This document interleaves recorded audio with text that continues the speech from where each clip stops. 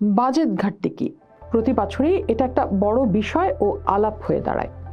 ১০০ টাকার বাজেট ঘোষণা করে যদি ৪০ টাকায় ঘাটতি থাকে, তাহলে এটা কি সমস্যা না সম্ভাবনা? অর্থনীতিবিদ আকবর আলী খান বাংলাদেশে বাজেট অর্থনীতি ও রাজনীতি বইতে বলেছেন, অধিকাংশ দেশেই বাজেট ঘোষণার সাথে সাথে রাজনৈতিক খেলা শুরু হয়। সাধারণত ক্ষমতাসীন দল বাজেটের আকৃতি বড় হওয়ার জন্য গর্ব প্রকাশ করে, অন্যদিকে বিরোধী দল বাজেটের দুর্বলতা নিয়ে হইচই শুরু করে। যে কোনো সরকারের বাজেট ঘোষণার পর সাধারণ মানুষের কাছে মূল আলোচ্য হয় মূল্যস্ফীতি আর দ্রব্যমূল্য। যদিও রাজনীতিবিদ এবং আর্থিক খাতের বিশেষজ্ঞদের আলোচনায় স্থান পায় বাজেট ঘাটতি। তাহলে বরং জানি যে এই বাজেট ঘাটতিটি আসলে কি। এই বাজেট ঘাটতি সমস্যা না সম্ভাবনা? এটাকে যদি দুইভাবে দেখি, একটা হলো বিখ্যাত ইংরেজ অর্থনীতিবিদ জন কেইন্সের আগের অর্থনৈতিক ধারণা, আরেকটি হচ্ছে কেইন্সের পরবর্তী ধারণা দিয়ে ব্যাখ্যা। আমরা যদি প্রথমটিতে যাই, সেখানে দেখা যাচ্ছে সরকারি আয় ব্যয়ের অর্থনীতি অর্থাৎ পাবলিক ফিন্যান্স ও পরিবারের আয় ব্যয়ের অর্থনীতির সূত্র অভিন্ন।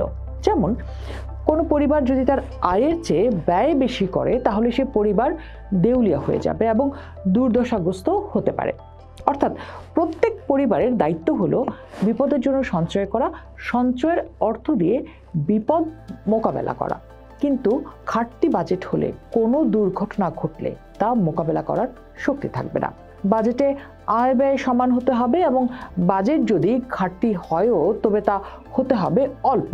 ঘাটতি অর্থ দিয়ে ব্যয় হতে হবে সুবিবেচক এবং সতর্ক। বাজেট ঘাটতি সন্তান সন্ততি এবং ভবিষ্যৎ প্রজন্মের জন্য বোঝার সৃষ্টি করে। ঋণের প্রতিটি টাকা ভবিষ্যৎ প্রজন্মকে শোধ করতে হবে। যদি এই ঋণ নিয়ে বর্তমান প্রজন্মের ভোগের ব্যয় শোধ করা হয়, তাহলে ভবিষ্যতে এর কোনো আয় আসবে না বা ভবিষ্যৎ প্রজন্মকে শুধু দায়ী বহন করতে হবে। আর কেইন্সীয় অর্থনীতিবিদরা এই কথাটি স্বীকার করেন না যে বাজেট ঘাটতি হলেই অর্থনৈতিক সমস্যা দেখা দেবে। কেইন্সের বক্তব্য হলো, পরিবারের বাজেট এবং সরকারের বাজেটের মধ্যে গুণগত দিক থেকে একটি বিরাট ফারাক রয়েছে। পরিবারের বাজেটে সঞ্চয় অবশ্যই প্রয়োজন, কিন্তু সমাজে যদি সবাই সঞ্চয় করে, তাহলে সেই সঞ্চয় কোনো কাজে লাগবে না। সেই সঞ্চয় স্কুল জাতীয় উপাদানকে হ্রাস করবে। সামষ্টিক অর্থনীতিতে সঞ্চয় তখনই ফলপ্রসূ হবে যখন যারা সঞ্চয় করছেন তারা সঞ্চয়ের অর্থ অর্থনৈতিক দিক থেকে কার্যকর প্রকল্পে বিনিয়োগ করতে পারবেন। সেই ক্ষেত্রে অর্থনীতিতে ভোক্তারা সঞ্চয় করবেন আর বিনিয়োগকারীরা সমপরিমাণ অর্থ বিনিয়োগ করবেন। এই ক্ষেত্রে সামষ্টিক অর্থনীতিতে ঘাটতি স্কুল জাতীয় উৎপাদন বাড়াবে। বাজেট ঘাটতি নিয়ে উদ্বিগ্ন হতে নিষেধ করেছেন কেইন্সীয় অর্থনীতিবিদরা। বাজেট ঘাটতি শুধু দায় সৃষ্টি করে না, নতুন আয়ও সৃষ্টি করে বলে তাদের অভিমত। নতুন আয় যদি অবকাঠামো খাতে বিনিয়োগ করা হয়, তবে তার সুফল ঘাটতির ব্যয়ের চেয়েও বেশি হতে পারে। বাজেট ঘাটতি দিয়ে যদি অবকাঠামো নির্মাণ করা হয়, তাহলে ভবিষ্যৎ প্রজন্ম বাজেট ঘাটতির সুফল পাবে। তাহলে প্রতি বছর যে বাজেট ঘাটতি নিয়ে এত আলোচনা হয়, সেটা কিভাবে সরকার সামাল দেয়? সরকারের কাছে বাজেট ঘাটতির আসলে 5টি উপাদান থাকে। সেগুলো হচ্ছে বেসরকারি খাত থেকে সরকারের ঋণ, সরকারি ও বেসরকারি ব্যাংক এবং আর্থিক প্রতিষ্ঠান থেকে সরকারের ঋণ, কেন্দ্রীয় ব্যাংক থেকে সরকারের ঋণ, বাণিজ্যিক শর্ত ছাড়া এবং সুবিধাজনক শর্তে বৈদেশিক ঋণ, সার্বভৌম ঋণ অথবা বেসরকারি খাত থেকে যে কোনো শর্তে দেশের বাইরে থেকে সংগৃহীত বৈদেশিক ঋণ। আমরা দেখছি এবারে প্রস্তাবিত বাজেট 7,90,000 কোটি টাকা। বার্ষিক উন্নয়ন কর্মসূচি সেখানে ধরা হয়েছে 2,30,000 কোটি টাকা। রাজস্ব আয়ের লক্ষ্য রাখা হয়েছে 5,64,000 কোটি টাকা।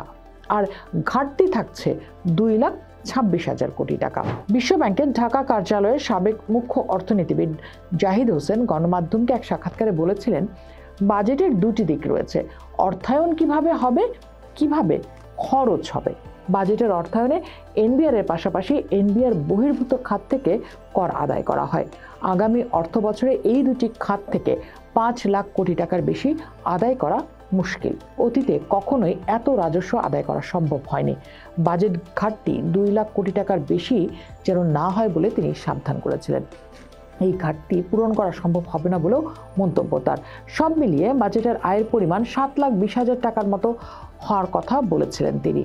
আর এর বেশি খরচের পরিকল্পনা করা হলে অভিলাষ বেশি হয়ে যাবে এবং তখন স্টেডিয়ামের বাইরে চলে যাবে, যেখানে স্টেডিয়ামের মধ্যে থাকার পরামর্শ এই অর্থনীতিবিদের। পোস্ট দেখুন, ভাবুন, করুন, পোস্টের সাথেই থাকুন।